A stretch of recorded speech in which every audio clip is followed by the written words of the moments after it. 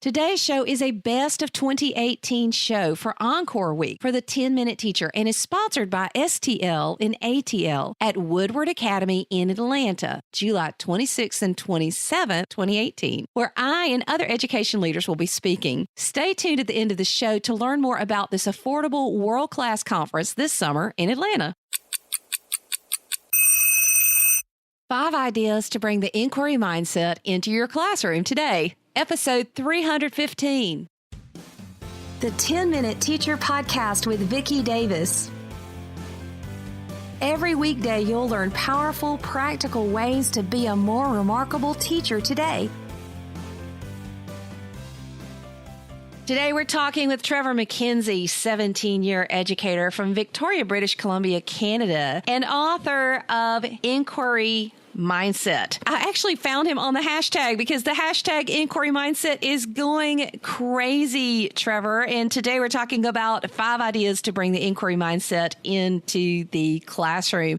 Trevor, what is your first idea? My first idea is to, and it sounds like a simple one, but it's one educators often overlook, is to simply ask our students what their curiosities and interests and passions are, and then using these as leveraging points to create powerful learning opportunities. So one really neat thing that I see in powerful inquiry classes at the younger years is called the curiosity jar. And the curiosity jar is a beautiful mason jar that teachers have decorated with their students. And teachers encourage kids to plunk a little written curiosity into the jar at any time throughout the day. And the inquiry teacher can beforehand, we never do this randomly in front of our students, right? Beforehand, pull out these curiosities and prep really awesome learning moments. And I've seen some amazing things come from the curiosity jar. Wonders about space, wonders about humanity, wonders about learning. And so really when we ask our students what their curiosities are, we really do leverage those into powerful learning opportunities. Wow. So the teacher looks at what all of they are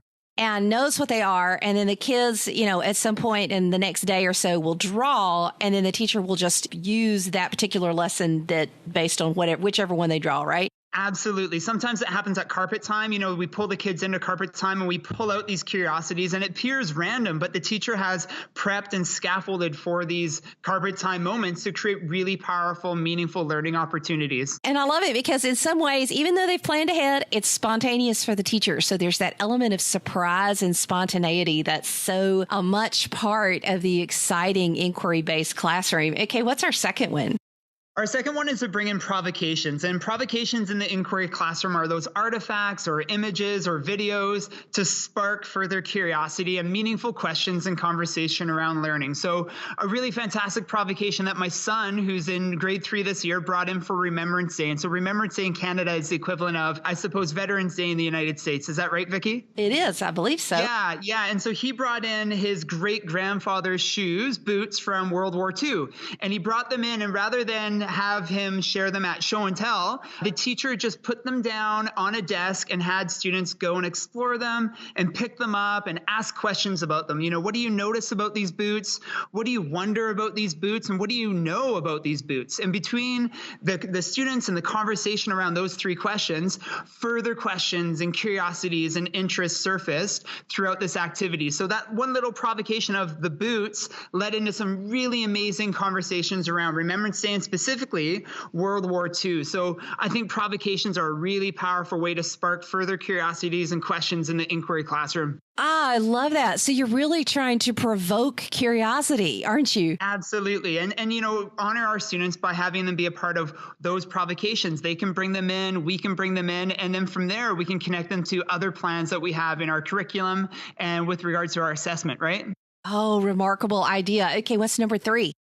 Number 3 is to bring in a real world problem or challenge. And I ask my students to help me attack this challenge and solve this challenge and try to make a difference in the world around us, whether it's our school community or our local community or perhaps our global community. And sometimes that turns into a letter campaign or an email campaign. Sometimes that turns into design thinking and creating a solution to this challenge. Perhaps it's, using technology to solve a problem that we see in our world. And overall, really what it does is it generates high interest in our community and our global community. It creates some authentic skills with our students. They look at how to attack a problem, plan a solution, and then, of course, follow through on that plan.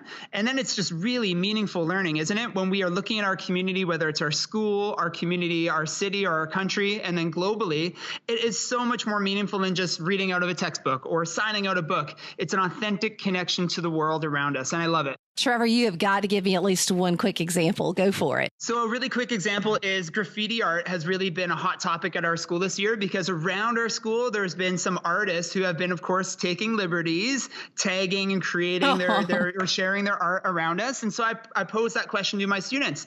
What do we do about this graffiti art? Is it even a problem? Should graffiti art be legalized? What do we want to do about it? And so my students decided that graffiti art, when done tactfully and artfully, shouldn't be illegal. It should be promoted and celebrated in our community. And so we followed up that belief with a plan to try to make a positive change with this topic. And essentially, they wrote letters to our local municipality encouraging them to consider legalizing graffiti art in some of our public spaces. So much fun, right? Oh, awesome. And they're being part of advocating meaningful change in the world. That's fantastic. Okay, what's our fourth, Trevor? Number 4 is I really do try to, as an inquiry teacher, model my own passions and my own interests and my own curiosities for my students. And not only do I want them to see my thinking and hear my thinking around what gets me ticking and gets me excited about learning, but also I want them to see what lifelong learning really looks like. I want to be a role model for what their future as a learner could look like. And really, by modeling that and sharing my thinking aloud, I'm helping them work out that metacognitive thinking behind what it is that we see day in and day out from our students. So I think a really strong inquiry teacher models their passions, models their thinking, models that friction that we know students have in learning, and then how we deal with that friction and how we deal with the heavy lifting of learning. So I encourage inquiry teachers to model their passions, model their interests, and model their thinking, Vicki. Oh, yes. Bring it into the classroom and let them see you be excited. Let them see you learn. Let them see you talk about the challenges that you have as you learn. Okay, these are fantastic. What's our fifth, Trevor? Our fifth is the power of the PLN, and you referred to the hashtag earlier, and I know this is bringing the inquiry mindset into the classroom, but number 5 really is about bringing the inquiry mindset into our school. And I'm going to encourage teachers who are listening to find a collaborative tribe within their building to partake in some professional inquiry around teaching and learning in our school. And so inquiry just isn't great for our students, it's powerful for our staff as well. So asking a big question of myself and a little group of teachers within my building. And that question obviously revolves around how my teaching is impacting my students' learning. And that could look like many things. That could look like provocations, as we referred to earlier. It could be a big question around my assessment practice or my preparation for my learning moments with my students. But that harnessing the power of the PLN in our building is going to create the inquiry mindset with our staff and with our colleagues and with our teachers. And once we have that happening, with our staff, amazing things are going to trickle down for our students. What's the most incredible thing you've seen happen on the inquiry mindset hashtag on Twitter? Oh my gosh. One thing that I'm really excited about, and it's happening slowly because I think this one takes a little bit of time, but I'm seeing teachers start to look at their learning spaces, their classrooms, and really start to rejig and redesign how their classrooms look. And quite literally, it's playing with the furniture in the room. Those before and after photos that we see in design TV shows all the time? Oh, yeah. Well, we're seeing teachers take this to the next level and really think about, okay, what's the teacher-centered room look like? And what's the student-centered room look like? And how can I maybe find a balance between the two? Because we know teacher-centered time and teaching directly is important. We need that in our classroom. But then what does the student-centered classroom actually look like? So I'm seeing these amazing before and after photos of these classrooms where teachers have tried to strike that balance a little bit more explicitly and intently.